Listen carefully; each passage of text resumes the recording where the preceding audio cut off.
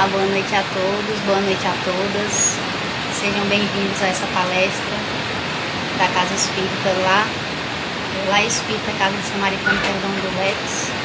Primeiramente, eu gostaria de dar boa noite a todos e agradecer a oportunidade de estar aqui com todos vocês. Estou vendo alguns amigos já entrando aí, Ana Patrícia, e dizer que é um prazer enorme estar aqui. Gratidão ao Galim que fez esse convite a mim e a todos os amigos do Lex. E hoje nós estamos aqui nessa noite para conversar sobre um tema muito importante e pertinente do Evangelho de Jesus, que é vigiar e orar. Então, mais uma vez agradeço, já vou cumprimentando todo mundo que está entrando. Sejam bem-vindos, bem-vindas todos que estão entrando aqui. Gratidão por estarem aqui comigo. E hoje nós vamos fazer essa palestra, mas antes de começar a palestra, nem me apresentei, né? Comecei sem me apresentar. Eu sou Juliana Teixeira, eu sou trabalhadora da Federação Espírita Piauiense. E hoje nós vamos conversar sobre o tema vigiar e orar. Tá ruim o áudio? Estou ouvindo que vocês estão falando que tá ruim. Melhorou? Tá melhor? Estão conseguindo me ouvir? Se puderem dar esse feedback pra mim. Se o áudio tá bom, se vocês estão conseguindo ouvir direitinho, me ajuda, tá certo? E qualquer coisa eu tento consertar aqui, se tiver algum problema, tá bom? Deixa eu ver se eu posso fazer alguma coisa pra melhorar. E vamos seguir. E aí vocês me avisem se o áudio estiver bom. Então, mais uma vez falando de chuva, chovendo um pouquinho aqui, mas tá bom o áudio, tá dando pra escutar direitinho.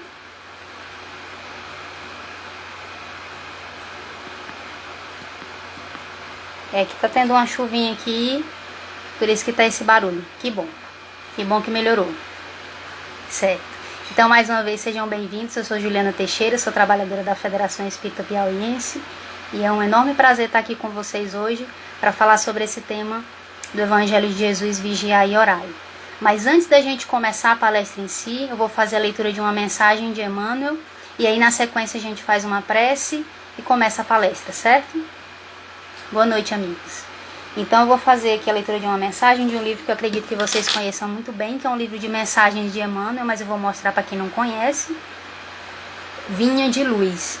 Ele é um livro maravilhoso de Emmanuel. Eu vou ler uma mensagem que fala assim. O título da mensagem é Olhai. Para quem não conhece os livros de Emmanuel, nesses livros de mensagem, ele pega algumas passagens do Evangelho e ele interpreta. E eu vou ler uma passagem do Evangelho que é justamente essa que nós vamos conversar na noite de hoje. E Emmanuel diz assim, a passagem é: olhai, vigiai e orai, porque não sabeis quando chegará o tempo. E Emmanuel fala assim pra gente: Marcos registra determinada fórmula de vigilância que revela a nossa necessidade de mobilizar todos os recursos de reflexão e análise. Muitas vezes referimos-nos ao orai e vigiai, sem meditar-lhe a complexidade e a extensão. É indispensável guardar os caminhos, imprescindível se torna movimentar possibilidades na esfera do bem. Entretanto, essa atitude não dispensa a visão com entendimento. O imperativo colocado por Marcos ao princípio da recomendação de Jesus é de valor inestimável à perfeita interpretação do texto. É preciso olhar, isto é, examinar, ponderar, refletir para que a vigilância não seja incompleta. Discernir é a primeira preocupação da sentinela. O discípulo não pode guardar-se defendendo simultaneamente o patrimônio que lhe foi confiado, sem estender a visão psicológica, buscando penetrar a intimidade essencial das situações e dos acontecimentos. Olhai o trabalho de cada dia. O serviço comum permanece repleto de mensagens proveitosas. Fixai as relações afetivas. São portadoras de alvitres necessários ao vosso equilíbrio. Fiscalizai as circunstâncias, observando as sugestões que vos lançam ao centro da alma. Na casa sentimental, reúnem-se as inteligências invisíveis que permutam impressões convosco, em silêncio.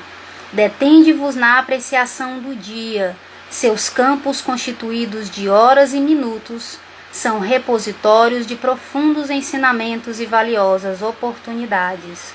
Olhai, refleti, ponderai. Depois disso, naturalmente, estareis prontos a vigiar e orar com proveito. Então, depois dessa leitura da mensagem, vejo que outros amigos entraram aí, sejam bem-vindos. Depois dessa leitura da mensagem de Emmanuel, nós vamos fazer agora a prece. E eu gostaria de convidar todos que estão aqui comigo nesse momento para fechar os olhos, não como um ritual, mas só para que nós possamos nos concentrar. Então vamos fechar os nossos olhos para uma melhor concentração e nos afastar de qualquer distração interna ou externa e somente nos conectar para receber essas energias de luz que caem sobre nós. Mestre querido, benfeitores amigos que nos acompanham constantemente, agradecemos imensamente esse apoio, esse auxílio, esse amparo, por estarem sempre conosco, nos intuindo, nos aconselhando, nos esclarecendo e nos dando a força e a coragem de que precisamos para continuar a nossa jornada, principalmente nos momentos de maior dificuldade. Pedimos auxílio nessa atividade de hoje, que possamos abrir a nossa mente e o nosso coração para o Evangelho de Jesus à luz da doutrina espírita santa e libertadora, que possamos permitir que esses ensinamentos penetrem o nosso íntimo e nos renovem inteiramente. Permaneçam conosco, nos amparando, porque precisamos muito. E nesse momento pedimos permissão para dar início a essa atividade de amor de hoje. Assim seja.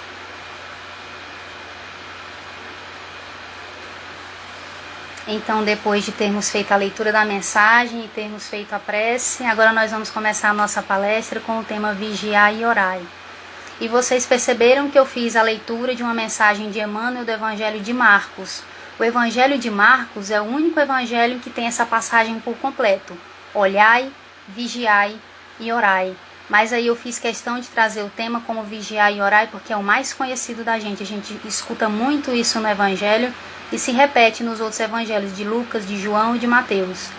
E é interessante esse ensinamento, sempre que me pedem para fazer uma palestra, eu gosto de dar como tema uma frase de Jesus. E a partir dali fazer uma interpretação, fazer a palestra baseada naquela frase do Cristo. Então essa frase, vigiai e orai para que não entreis em tentação, é muito profunda e nós precisamos encontrar a profundidade dessa frase, dessa mensagem, desse conselho de Jesus, do Mestre querido. Dá boa noite mais uma vez para quem está chegando aqui. Então, a gente precisa vigiar e orar. Mas a primeira pergunta que a gente precisa se fazer, porque a espiritualidade, nós como espíritas, recebemos a informação de que nós devemos nos questionar, porque a nossa fé é raciocinada. Kardec trouxe essa informação para nós. A fé com a doutrina espírita deixa de ser uma fé superficial, uma fé cega para se transformar numa fé raciocinada, em que eu raciocino, em que eu penso. Então nós espíritas precisamos nos questionar. Então quando Jesus fala vigia e ora para que não entreis em tentação, a pergunta que nós precisamos nos fazer, e a espiritualidade vem com esse questionamento, para que nós façamos questionamentos, é vigiar o quê? Porque isso é interessante. O que eu preciso vigiar? O que eu preciso vigiar e constantemente também orar para que eu não entre em tentação? Geralmente, quando nós pensamos no vigiar, nós pensamos no comportamento. Então a gente pensa assim, eu vou me observar, eu vou vigiar a mim mesma, Ju. Eu vou me observar, eu vou prestar atenção em mim. Eu vou prestar atenção no meu comportamento para ver o que eu estou fazendo de certo e o que eu estou fazendo de errado. E isso é maravilhoso, isso é incrível, porque é muito importante que eu tenha essa percepção de mim, que eu coloque o meu olhar, essa observação em mim mesma e não no exterior. Mas uma coisa que nós precisamos entender, e a espiritualidade ajuda nisso, e nós vamos trazer muitos ensinamentos da espiritualidade hoje aqui, com a doutrina espírita, é que o nosso comportamento, ele é o efeito de uma causa.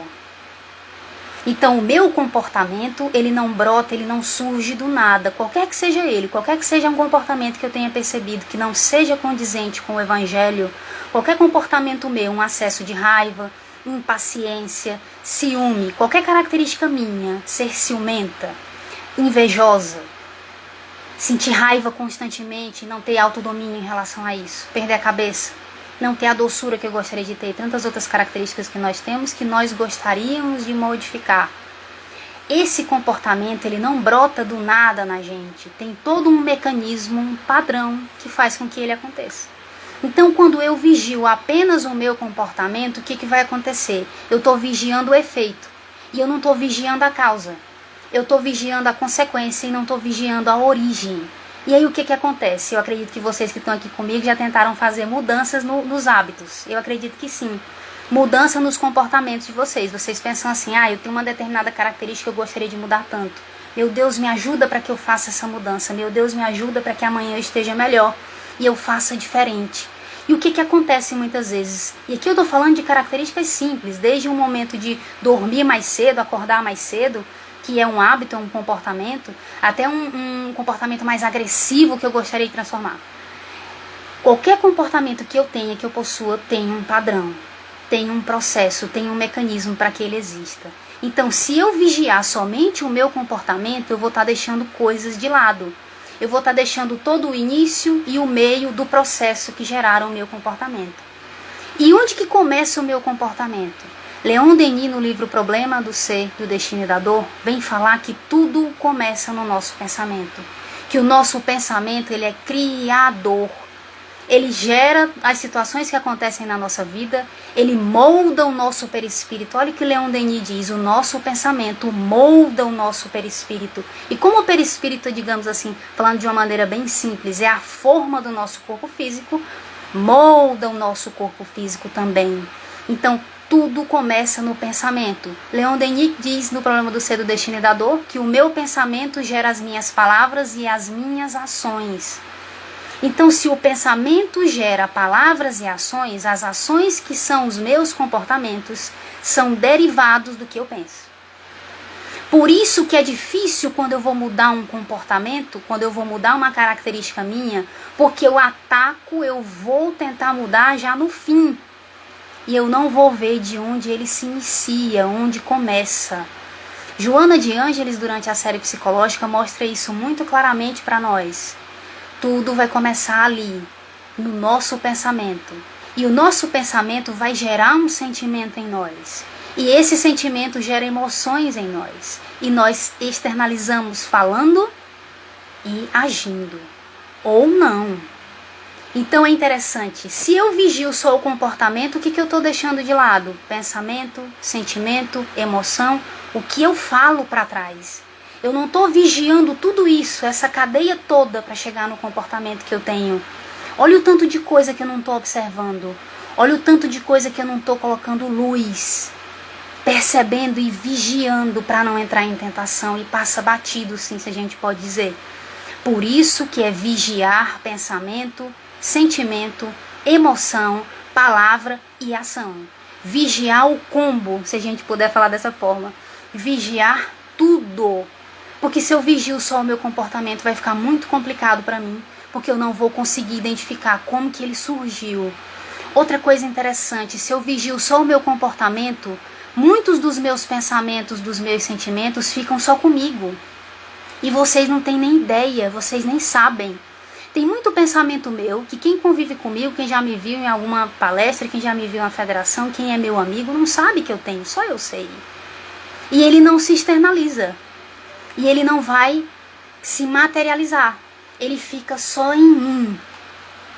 E o fato dele ter ficado só comigo, dentro de mim, aquele pensamento, sentimento, emoção, e ninguém ter visto, não significa que ele não aconteceu. Pelo contrário, a espiritualidade mostra pra gente, na série de André Luiz, no Mundo Espiritual, a gente vai ler a série de André Luiz no Mundo Espiritual, a espiritualidade está falando o tempo todo que pensamento é coisa, existe.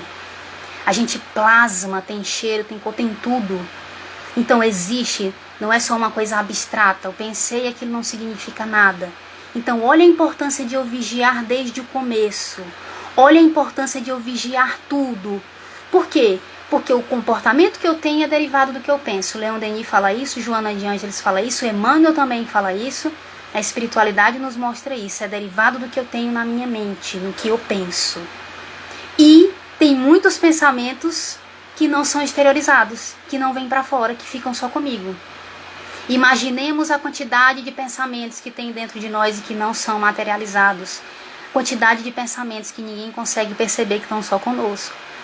E esses são os mais perigosos, porque nós precisamos ter consciência deles. Por isso é vigiar tudo, vigiar desde o pensamento, para que eu possa ter capacidade de ter autodomínio e resistir à tentação. Porque eu só vou conseguir resistir a algo que eu conheço e observo e percebo e jogo luz. Então isso é muito importante para nós. Então, para começar a palestra, falar, vigiar o quê? Pensamento, sentimento, emoção, palavras e ações. É fundamental que a gente faça isso, porque aí a gente não vai estar deixando nada de fora. A gente vai estar prestando atenção em tudo. E assim a gente tem mais força, energia e capacidade de resistir. Um exemplo para vocês. Uma mulher quando tem muito ciúme, um homem quando tem muito ciúme, a gente para e pensa, o comportamento dele de ciúme vem de onde? Ah, ele é assim. Geralmente a gente diz na nossa sociedade, é um jeito dele, ele é assim. Desde pequenininho ele é assim, ele é ciumento. Ele tem ciúme de mim, que sou mãe dele, ele tem ciúme do irmão, tem ciúme do amigo. Consequentemente tem ciúme da esposa e também a esposa do marido. Então é uma característica dele ou não, surgiu quando se casou, mas é uma característica dele. Mas a pergunta que a gente precisa fazer, de onde vem esse comportamento de ciúme? Estou dando o exemplo do ciúme, mas pode ser qualquer comportamento que a gente tenha. De onde vem? Por que alguém demonstra ter ciúme? Por que alguém externaliza ciúme? Porque tem pensamento relacionado àquilo. Tem um pensamento que gera aquela reação. São vários tipos de pensamentos relacionados a várias coisas. Por exemplo, uma mulher que recebe uma informação na infância, nessa encarnação e também de encarnações anteriores, de que os homens têm determinadas características, de que os homens eles não são confiáveis. Essa informação fica gravada, a gente vai já falar sobre esse mecanismo. Joana de Ângeles explica isso em Autodescobrimento, uma busca interior. Fica com essa informação, então ela já vem com essa informação, já está na mente dela, essa informação de que o homem não é um ser confiável. Provavelmente o que acontece quando eu estou ciumenta? Eu falo estou porque nós não somos ciumentos, nós somos essência divina, espírito imortal, característica, a gente muda. Então não é permanente, o que é permanente é quem nós somos essência divina e todas as nossas características são transitórias. Então nós estamos ciumentos ou violentos ou qualquer outra característica que nós tenhamos. Então estar ciumento é derivado também de insegurança, baixa autoestima, não confiança em mim mesma, apego exagerado a relacionamentos, achar carência emocional, muitas vezes a psicologia mostra isso pra gente, carência emocional, necessidade de ter alguém para preencher o meu vazio interior, o meu vazio afetivo. Então um apego muito grande ao relacionamento, uma carência, uma insegurança e uma sensação de incapacidade. Muitos pensamentos relacionados a isso que geram todos esses sentimentos que eu estou falando para vocês aqui. E fora a desconfiança. E o que acontece em relação à nossa mente, ao nosso pensamento? Nós temos um diálogo interno e uma imagem. Quando um homem está ciumento, o que acontece? Tem o pensamento de que o outro está fazendo o quê? Traindo. Está me traindo, está em algum lugar fazendo uma coisa que eu não sei. Então, quando não tem a pessoa ali nas suas vistas, observando a pessoa, tendo controle sobre ela, não sei o que está fazendo, não sei o que está deixando de fazer. Vem o pensamento, vem a imagem, eu já imagino tudo, eu imagino a cena toda, eu sei tudo que está acontecendo e aquilo causa angústia, desespero. Tá vendo? O meu ciúme, ele não brotou do nada. Eu não fiquei ligando para ele, mandando mensagem, quando chego em casa eu vou para cima dele para reclamar do nada. Isso aconteceu porque pensamentos vieram a mim, imagens, sentimentos e fizeram com que eu tivesse aquele comportamento.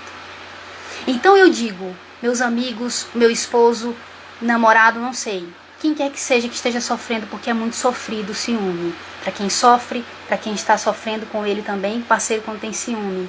Chega e fala, você precisa modificar o seu comportamento. E quando a gente, se não, nós terminamos o relacionamento. Dá aquele ultimato. Fala assim, tá bom, eu vou mudar o meu comportamento. Eu quero muito melhorar. Eu quero muito ser uma pessoa diferente. É verdadeiro? É verdadeiro, é válido. Só que o que acontece? Essa pessoa vai tentar mudar o comportamento de ciúme, que é uma consequência do que ela pensa. Se essa mulher, se esse homem não observarem a própria mente, se não observarem os seus pensamentos, se não observarem os gatilhos quando vierem, não tem autodomínio. E por que não tem autodomínio? Porque a emoção chegou, a gente perde o controle e é sequestrado emocionalmente. A psicologia nos fala isso, nós somos sequestrados emocionalmente, a gente está lá bradando, gritando e não consegue perceber. Não tem mais nenhum autocontrole e autodomínio. Por quê? Porque eu pensei, eu senti, dei vazão à minha emoção e eu agi.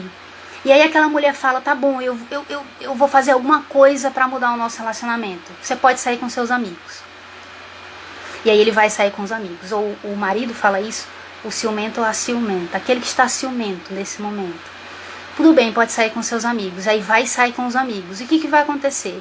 Como foi uma tentativa de mudança somente no final, somente no fim do processo, no fim do mecanismo que é o comportamento, no efeito, vai ficar muito difícil dessa mulher, muito difícil desse amigo, desse irmão, desse homem, transformar o comportamento.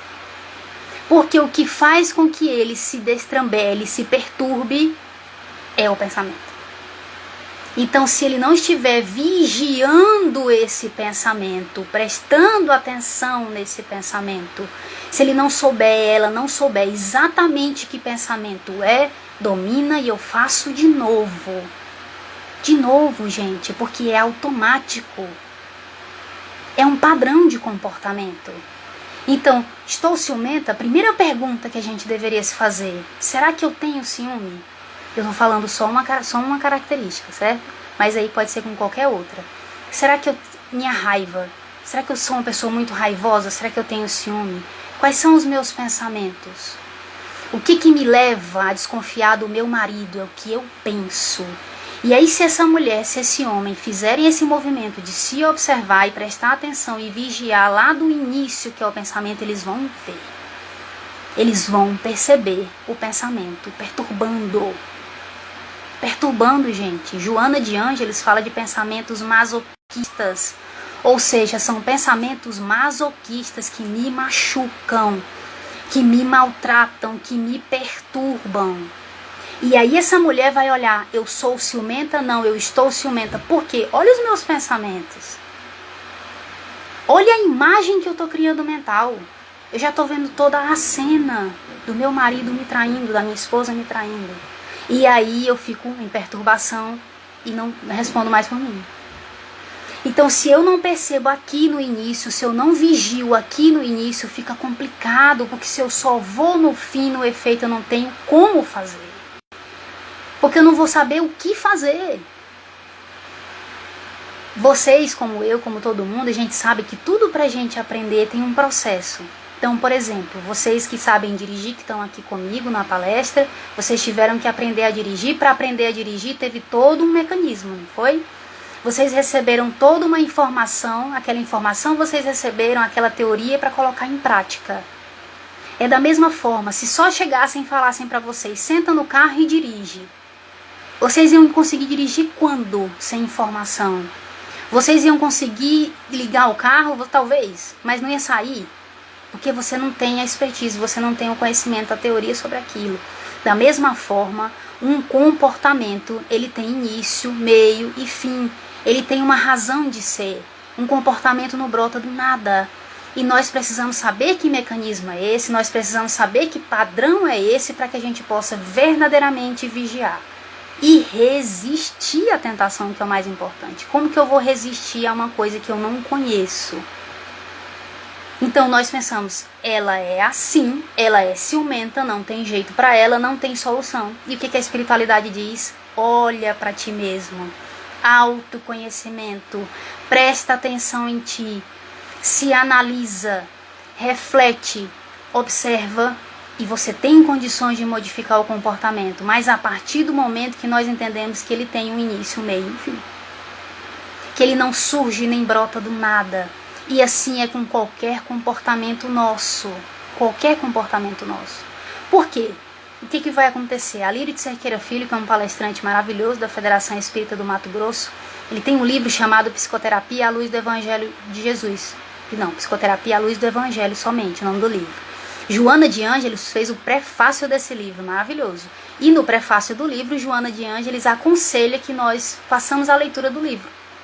Maravilhoso, Psicoterapia à Luz do Evangelho. E a Lírio mostra esse mecanismo pra gente. Esse mecanismo do momento em que a gente se observa, a gente começa a prestar atenção na gente, a gente começa a prestar atenção na mente, a prestar atenção nos pensamentos em si. E aí o que ele diz? Existem fases. A primeira fase que ele fala é quando eu percebo só depois que eu fiz. Então, por exemplo, eu identifiquei que eu tenho uma questão, uma característica, uma dificuldade. Eu sinto muita raiva. Eu sinto raiva constantemente. E aí ele diz, eu preciso jogar luz nisso. Eu preciso observar o que eu penso, eu preciso observar o que eu sinto, eu preciso observar e saber o porquê que eu sinto tanta raiva, qual é o meu gatilho.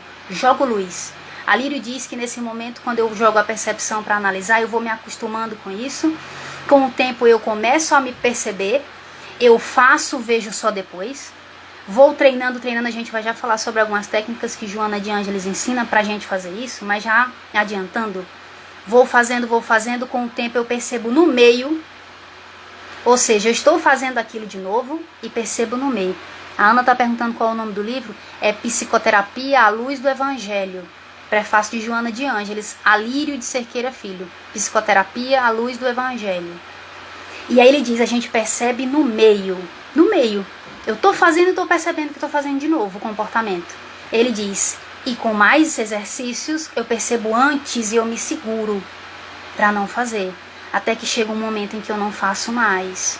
Mas vocês estão vendo, gente, que é todo um processo, que tem todo um caminho pra gente percorrer, que não é uma coisa assim do nada, não é uma coisa que simplesmente eu decido se vou fazer ou não. Até porque Joana de Ângeles, em autodescobrimento, uma busca interior, o que ela vem dizer pra gente? De onde que vem esse pensamento? A gente já falou. O pensamento é exteriorização da mente. Ela fala desse jeito. O pensamento é exteriorização da mente, não do cérebro, como diz a ciência. O cérebro é só uma máquina muito obediente que recebe a informação da nossa mente. Capta aquela informação, decodifica e dá tudo pra nós. De química cerebral, de comportamento, e o que acontece? Nós temos informações, pensamentos na nossa mente. Nosso cérebro recebe essas informações, e o que acontece? Gera conexões neurais. Tudo que a gente pensa, tudo que a gente sente, recorrente, gera uma conexão neural no nosso cérebro. Neurônios conectados. O que significa? Que todo comportamento que eu tenho tem uma conexão neural específica para ele. Por isso que é difícil abandonar um hábito ruim. Por quê? Porque tá assim, como se fosse grudado na gente, tá no nosso cérebro, tá printado lá. Tem uma conexão entre neurônios para que eu faça aquilo, porque o nosso cérebro recebe a informação. Então, gente, é com tudo. Se eu sinto raiva constantemente, tem uma conexão neural para isso. Se eu estou ciumenta também, tem uma conexão neural para isso. Se eu sinto muita tristeza, muita melancolia, meu cérebro vai estar daquele jeito, tanto que cérebros de depressivos são diferentes de cérebros de pessoas que não têm depressão. Quando nós estamos muito depressivos, nosso cérebro tem uma conjuntura com tipos de conexões neurais. E quando não tem, tem outras conexões neurais. Nosso cérebro muda. Então não é só eu chegar e falar, preciso modificar o meu comportamento, eu preciso entender qual é o mecanismo. Joana ajuda nisso. Então a benfeitora diz, não é o cérebro, como diz a ciência, que exterioriza o pensamento. O pensamento vem da mente. E a mente manda o comando. A mente é um atributo do espírito, é uma faculdade espiritual. Vem de nós temos essa faculdade mental. E aí a mente manda o recado. Qual é o detalhe? É um instrumento extremamente poderoso. Só que nós, num planeta de provas e expiações, não temos o domínio da mente ainda. Algumas pessoas têm, algumas, pouquíssimas. Mas a maioria de nós ainda não. Por nós estarmos num planeta de provas e expiações, nós ainda somos dominados por nossos pensamentos, por nossa mente. A ideia é que nós façamos esse movimento, tenhamos o controle. Tanto que Joana de Ângeles, na série psicológica, o que ela fala? Joana de Ângeles vem falar que os orientais usam um termo muito engraçado, muito interessante para a mente, que é que eles falam que a mente é como um macaco que pula de galho em galho. E vocês sabem mais até do que eu, de que a gente pensa um monte de coisa. E muitas vezes não tem noção do que está pensando, não tem percepção do que está pensando. Só que esses pensamentos que a gente não tem noção, são esses pensamentos que estão gerando situações. Então, esses pensamentos que estão gerando os comportamentos na minha vida. Então, eu preciso saber, eu preciso conhecer, eu preciso identificar que pensamentos são esses. Então, Joana diz, pensamento é exteriorização da mente. A mente manda essa mensagem, está o tempo todo conectada com o nosso cérebro. E o nosso cérebro recebe essa informação, cria uma conexão neural e eu tenho um comportamento de ciúme, de ódio, de raiva, de qualquer coisa que você possa imaginar. Inveja, qualquer comportamento, muita tristeza, melancolia, tudo, gente, tudo. Até acordar de mau humor de manhã tem uma conexão neural para isso. E a gente diz assim, eu sou assim, eu sou desse jeito, Ju, eu acordo de muito mau humor, eu sou assim desde pequenininha. Só que tem um padrão para isso. Tem um padrão mente e cérebro para eu acordar mal-humorada durante o dia. Não é uma coisa minha, não é uma coisa que brotou em mim, não é uma característica que está arraigada em mim. Acordar de manhã sentir mau humor é uma característica que eu aprendi, é uma programação na minha mente, o meu cérebro tem uma conexão para aquilo, como acordar e se sentir muito bem. Tem pessoas que acordam, já acordam pulando, já acordam gritando, já acordam dando bom dia. E muitas vezes irritam quando nós não temos essa característica. Não, eu quero ficar na minha, eu acordo muito mal-humorada. Tem pessoas que falam assim, Ju, eu demoro 2 horas para eu realmente acordar. Não fala comigo durante essas 2 horas que eu posso te dar uma patada. E aí a gente diz assim, eu sou assim. Mas isso é padrão. E todo padrão pode ser desfeito e eu posso construir outro. E isso é fantástico, gente, isso é o mais incrível, porque eu posso construir um padrão novo, eu posso desfazer uma conexão neural e construir outra conexão neural. Então nós estamos falando de pensamento, sentimento, emoção e que nós precisamos vigiar. Joana de Ângeles, no livro, mais uma vez, estou usando bastante autodescobrimento, uma busca interior, vem falar de como que esses pensamentos chegam até a nossa mente. O que acontece? Como que esses pensamentos são gerados, são formados? Nós somos espíritas e nós sabemos que essa não é a nossa única encarnação, que nós tivemos várias encarnações e isso é fantástico, é maravilhoso, é informação muito importante para nós e que expande a nossa consciência. Então Joana de Ângeles fala o quê? Que quando nós, no momento da concepção, quando nós viemos encarnar, nos conectamos com a nossa mãe na concepção, a nossa mente já está ali recebendo todas as informações desde o útero. A psicologia fala sobre isso. Por isso que existem psicólogos que precisam voltar à vida intrauterina do paciente para identificar algum trauma dele. Porque já na vida intrauterina, já ali na concepção, já ali, nem bebê ainda, né? Porque não se formou ainda o corpinho, eu já estou recebendo informações. Joana fala sobre a nossa mente, sobre a divisão dela, e que tem um lado consciente e um inconsciente. O nosso inconsciente, ele está captando tudo. O subconsciente capta, fica um momento no subconsciente, depois, digamos assim, vai para as profundezas do nosso inconsciente. Ou seja, tudo que aconteceu na nossa vida, no momento da concepção até hoje, está gravado, mesmo que eu não me lembre. A gente só se recorda de algumas coisas, mas a gente não se recorda de tudo. Mas tudo, absolutamente tudo que a gente vivenciou está gravado em nós. E isso é muito profundo. Que informação eu tenho lá? São informações muito profundas da minha vida que eu vivenciei. E aí eu nasço. Minha mãe me deu a luz e eu começo a ter relação com a minha mãe, com o meu pai, relacionamento com os meus familiares, aquelas pessoas que estão ao meu redor.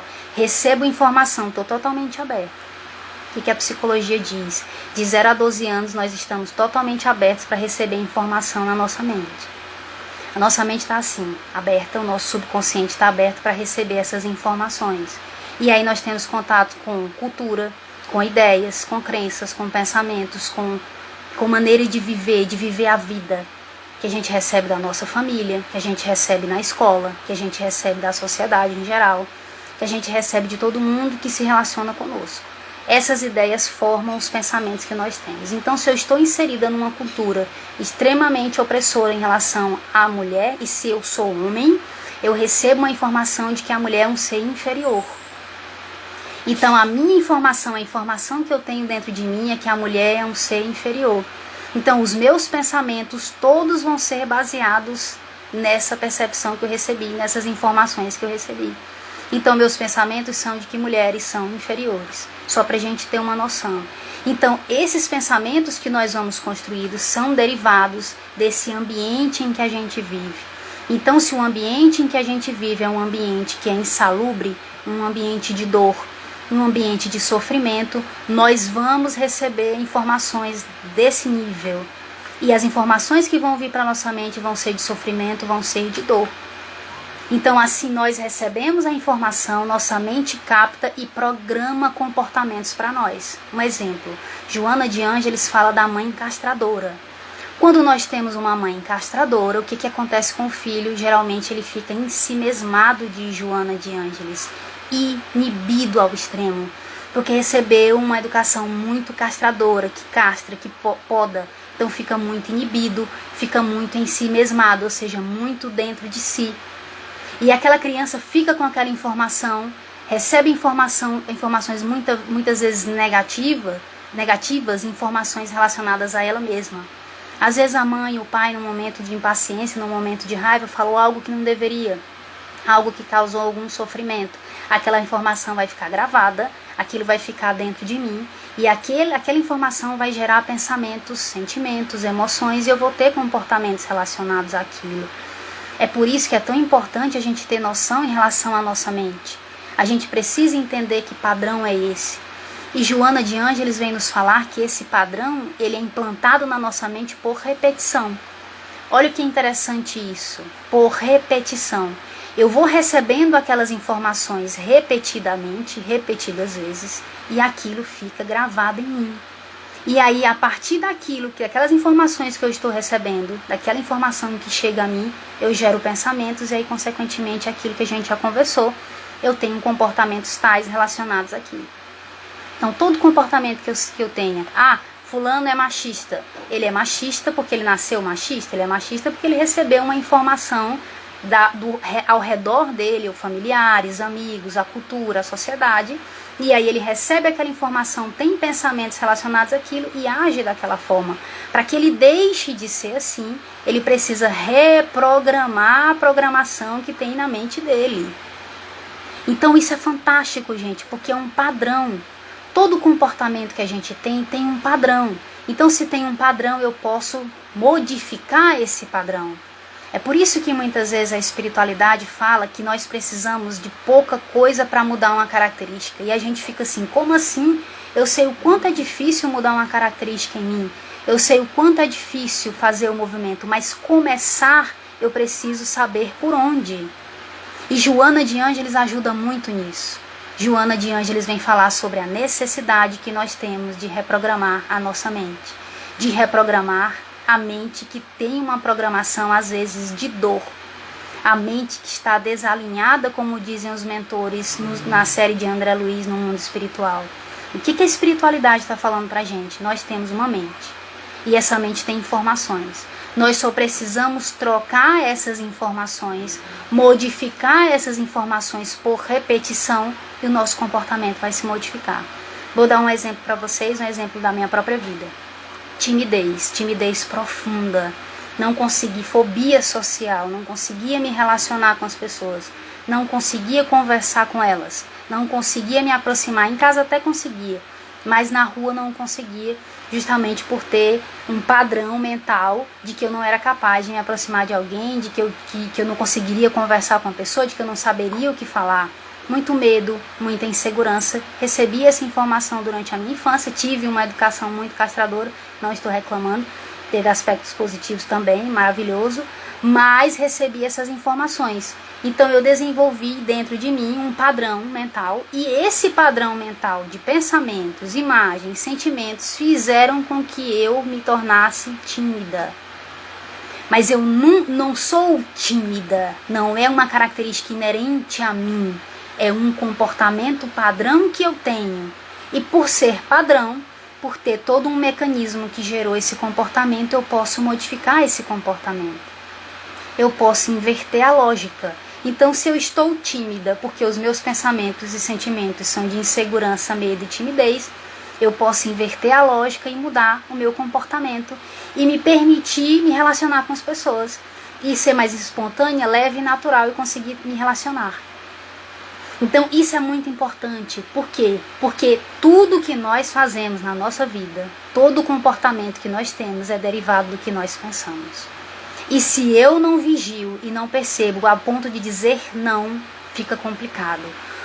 Para finalizar, chegar nessa parte final da palestra, falando justamente sobre como que nós podemos praticar isso, colocar em prática, fazer esse movimento da prática mesmo, de implantar isso na nossa vida, de modificar a nossa mente, de modificar o padrão mental que nós temos, de fazer essa reprogramação.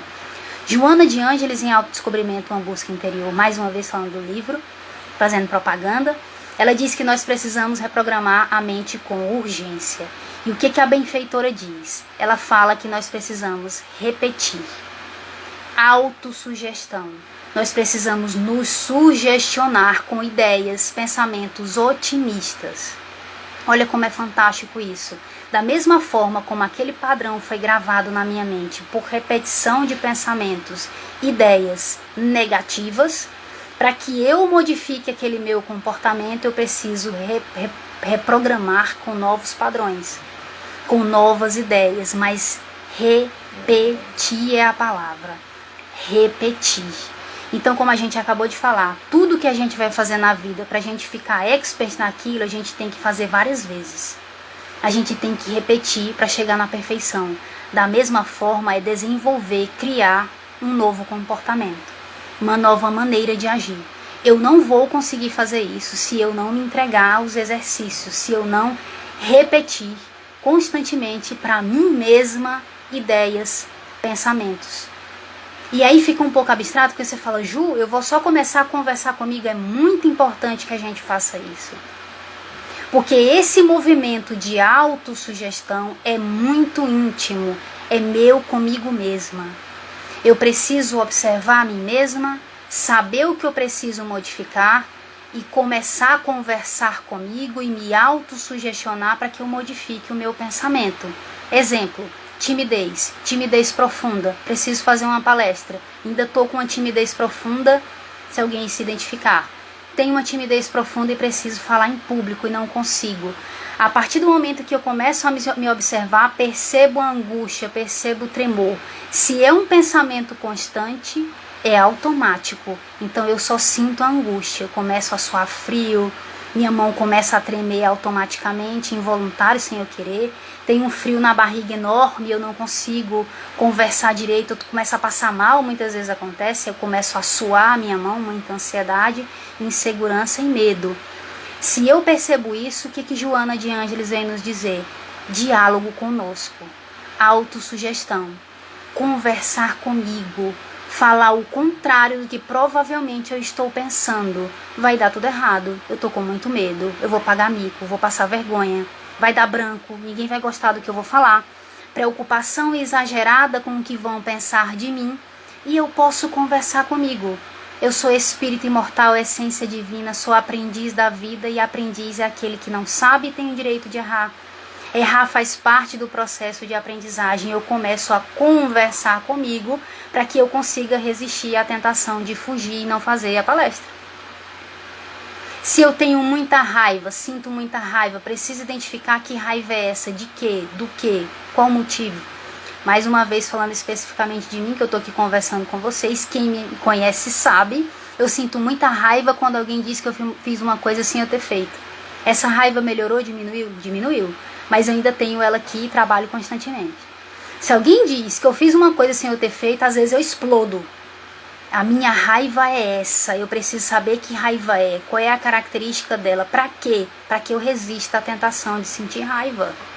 De novo, pelo mesmo motivo, porque as situações não vão parar de acontecer, as situações não vão parar de se repetir até que a gente faça um movimento para modificar. Até que a gente resista à tentação e se cure daquela característica. Mas eu preciso saber que raiva é essa, eu preciso de autoconhecimento para identificar. Que raiva é essa? Qual é o motivo que me deixa com raiva? Qual é o meu calo que quando alguém pisa eu grito, eu explodo, eu perco completamente o controle e a razão? Que calo é esse? Eu preciso saber. O meu é quando alguém diz que eu fiz uma coisa sem eu ter feito, eu perco completamente o controle, fico descompensada muitas vezes. Hoje em dia eu nem tanto, né? Melhorou muito. Antigamente era assim. E eu perco completamente o controle. Às vezes acontece, com menos frequência, por conta dos exercícios que eu faço comigo. Identifico para dizer não. E resistir à tentação a fazer de novo. Mas para que eu resista à tentação de fazer de novo, de sentir raiva, eu preciso entender que começa dentro de mim, está na minha mente. Não é simplesmente eu dizer, nunca mais vou fazer isso. Nunca mais vou me comportar dessa forma. Um espírita não deve sentir raiva. E eu, como espírita e conhecedora do Evangelho, não devo sentir raiva. Porque isso não vai me servir. Eu preciso conhecer o mecanismo que faz com que eu sinta tanta raiva. Eu preciso conhecer o início, o meio e o fim. Que pensamentos são esses? Para quando alguém chegar, eu resistir. E aí resistir, trabalhar aquilo tanto em mim que não acontece mais. Porque eu já tenho o autodomínio completo de mim mesma. Claro que isso é com o tempo. Mas para que eu diga não, eu tenho que dizer não para o que eu penso. Eu tenho que dizer não para o que eu sinto. Eu tenho que dizer não para as minhas emoções muitas vezes. E preciso falar principalmente o pensamento, porque depois que já tem sentimento e emoção, a gente se perde, a gente sabe, não sabe? A gente se perde muito e é sequestrado emocionalmente, como diz a psicologia. Eu sou sequestrada emocionalmente, eu me perco o domínio, não consigo mais pensar racionalmente. Então, o autoconhecimento vai fazer com que eu perceba o que eu preciso modificar em mim. E principalmente, resista à tentação que vem do pensamento. Gente, muitas vezes aparece a pessoa fora. Aparece. Ela vai vir, ela vai pisar no nosso calo, ela vai fazer exatamente aquilo que mais perturba para que a gente faça de novo. Sinta a raiva de novo. Haja da mesma forma de novo. Vai fazer a mesma coisa. E se eu não estiver vigilante e atenta, eu não consigo fazer muita coisa, porque eu acabo me perdendo, agindo da mesma forma, sentindo a mesma raiva e me deixando dominar. Então eu preciso me observar. Para a gente encerrar a palestra falando que essa capacidade de autopercepção, ela não é muito comum na nossa sociedade, porque nós vivemos muito para fora, no automático, nós não estamos acostumados a nos observar. Não é uma coisa que nós fazemos aprendendo desde criança, não. Você precisa se observar, ter autopercepção, autoconhecimento. A gente não recebe muito essa informação. Por conta disso, a gente não tem muito essa prática de se perceber. Uma coisa que ajuda muito, Joana de Ângeles fala, a meditação, a relaxação. Eu ficar quieta, relaxar, respirar profundamente. E aí o que vai acontecer? Quando a gente fala meditação, muitos de nós fugimos disso porque achamos que meditação é já estar completamente conectado. Como se a meditação fosse uma conexão completa, em que eu já tenho silêncio interior. Mas a meditação, ela começa de algum lugar, tem um início, que é o quê? Eu conseguir separar aquilo que eu sou do que eu não sou. E isso é muito importante. Quem eu sou? Eu sou Juliana. Personalidade. Estou, melhor dizendo, sou a essência divina. Mas eu, quando relaxo, quando eu observo a minha respiração na meditação, eu vou começar a perceber um monte de pensamento que vem. Quem já tentou meditar sabe. Aí a gente acha que isso é um fracasso. Ju, não dá para meditar, porque na hora que eu me sento, vem um monte de pensamento e eu percebo, eu não nasci para isso, eu sou muito elétrica. Mas essa é a intenção da meditação. A intenção da meditação é que eu me sente, relaxe e consiga fazer a distinção entre quem eu sou e o meu pensamento. Porque a partir do momento em que eu consigo fazer a distinção de quem eu sou do que eu penso, eu consigo desenvolver a minha percepção. Aí eu começo a perceber os pensamentos do nada durante o meu dia. Então meditar não é para que eu fique completamente em silêncio interior. Isso aí é a última fase da meditação, que é chamada de samadhi, que é a conexão total que os gurus têm. Mas antes de chegar nela, a meditação é muito importante para que eu desenvolva percepção de mim mesma.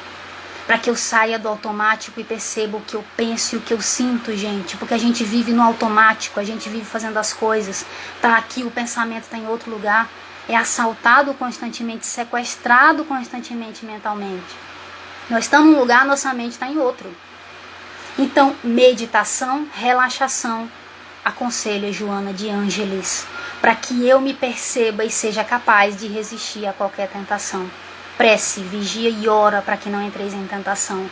Eu olho, vejo, percebo, faço prece. Senhor, me auxilie para que eu possa trabalhar a minha raiva quando alguém vier falar que eu fiz uma coisa sem eu ter feito. É uma prece direcionada.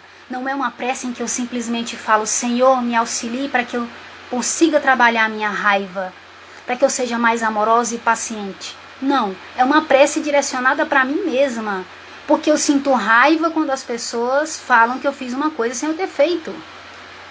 Por isso é vigia e ora. Eu me conheço e faço a prece direcionada específica sobre aquilo. E converso comigo, nem que seja necessário fazer isso o dia inteiro. Chega uma pessoa numa situação, acontece algo, eu percebo o meu pensamento querendo me levar para um lugar que não é bom, a tentação do pensamento perturbador. Quantas vezes vocês que estão aqui comigo estavam fazendo alguma coisa, vem o pensamento de uma coisa de 10, 15, 20 anos atrás, não precisa nem ser tanto tão longe, algo de sofrimento, algo sofrido, algum acontecimento sofrido, vem esse pensamento, o que acontece comigo? Pensamento gera sentimento, emoção e eu sou sequestrada emocionalmente, mentalmente, e aí eu me perco. Ali acabou. Aí eu começo a sentir uma tristeza profunda, não aconteceu nada comigo, não aconteceu nada externamente, tá só aqui dentro. Para que eu tenha autodomínio, Joana de Ângeles diz, para que nós tenhamos autodomínio, nós precisamos nos perceber. Porque no momento em que vier esse pensamento masoquista, perturbador, eu olho, eu percebo, eu analiso e falo não. Eu envolvo em luz e converso comigo. Tá tudo bem. Eu me equivoquei, equivocar faz parte do processo de aprendizagem, mas eu não devo me culpar. Eu devo me acolher, me perdoar, fazer diferente. Conversar com a gente como se a gente estivesse conversando com o melhor amigo. Conversar, autossugestionar. E, gente, é uma prática maravilhosa e a gente começa a perceber que com o tempo aquilo vai mudando. Por isso essa coisa de dizer o não, de resistir, de ter força para resistir a essa tentação de qualquer pensamento que vier. Não importa o pensamento, pode ser um pensamento de ódio, pode ser um pensamento de mágoa em relação a alguém, pode ser um pensamento de ressentimento, pode ser um ciúme, pode ser um pensamento de inveja. Abri o Instagram e senti uma inveja enorme. Tudo bem, não tem problema, é só um padrão. Ju, senti uma angústia, uma inveja, eu fiquei perturbada. Identifica que sentiu isso e conversa com você. Se autossugestiona naquele momento, se acolhe com carinho e diz, senti, percebi isso, mas estou numa encarnação diferente para melhorar e me trabalhar. Então, para que nós possamos desenvolver a capacidade de resistir à tentação, precisamos vigiar pensamento, sentimento, emoção, o que a gente fala. Olha o que eu acabei de falar, aí eu mudo. E o que a gente faz? Prestar atenção, gente, nisso, vigilância e prece. Porque a gente precisa se conectar com a espiritualidade, com Cristo, para pedir força para fazer o movimento de resistir e mudar o padrão. Então esse era o recado que eu queria passar para vocês, que nós possamos pegar as informações da espiritualidade e usar ao nosso favor. E não nos esquecer, Joana de Ângeles diz que a educação do pensamento, a educação e a disciplina da nossa mente foi o que nós viemos fazer aqui na Terra. É o nosso compromisso moral. Ela diz isso em autodescobrimento, uma busca interior. É o nosso objetivo moral. É educar a nossa mente, é ter disciplina mental, é educar o nosso pensamento. Olha que fantástico. Essa é a nossa obrigação moral. Porque tendo autodomínio, autocontrole, eu consigo agir da melhor forma, eu consigo amar mais e fazer o melhor por mim e por todos que estão ao meu redor. Então, gratidão, tô vendo que a amiga colocou, às vezes esses pensamentos me perturbam muito. Exatamente, minha amiga. Então, que nós possamos observar. E não tem problema pensar e sentir isso. Não tem problema nenhum, como diz Joana. O problema maior é eu não saber disso. Identifica, envolve em luz esse pensamento e troca. Coloca outro. Não é só uma questão de pensamento positivo não, gente. É a construção de um pensamento novo, é a construção de uma nova ideia. Joana de Ângeles vem nos alertar. Então, gratidão a todos que estão aqui, mas antes, não saiam, antes da gente terminar, para a gente fazer a nossa prece final e receber todas essas energias que estão aqui nos rodeando, caindo sobre nós. Então, que nesse momento nós possamos fechar os nossos olhos só para nos conectar. Sem ser um ritual, mas só para uma conexão. E que nesse momento possamos respirar profundamente, nos concentrar e nos conectar para receber essas energias de luz. Mestre querido, benfeitores amigos, agradecemos imensamente a oportunidade de estarmos aqui reunidos nessa noite de hoje. Gratidão por tudo, pelas energias de amor que recebemos e pelo amparo constante que temos recebido, misericórdia e amor incondicional. Permaneçam conosco, nos amparando, nos auxiliando, porque precisamos muito desse auxílio e desse amor. Estejam ao nosso lado, principalmente nos momentos de maior dificuldade, para que possamos nos reerguer e continuar a nossa jornada. Gratidão por tudo, permaneçam sempre conosco, Mestre querido, benfeitores amigos. E pedimos nesse momento a permissão para dar por encerrada essa atividade de amor de hoje. Assim seja. Gratidão a todos que estiveram comigo até agora. Obrigada, amigos queridos. Boa noite a todo mundo. E que nós possamos continuar utilizando a doutrina a nosso favor. Lendo sempre, buscando informação, assistindo às palestras e fazendo esse movimento de observar a mente, reprogramar a mente, observar a si mesmo. E assim a gente vai ter mais harmonia e paz na nossa vida. Um beijo a todo mundo, muita luz. Gratidão a todos os amigos do Lex. Beijo a todos. Até a próxima.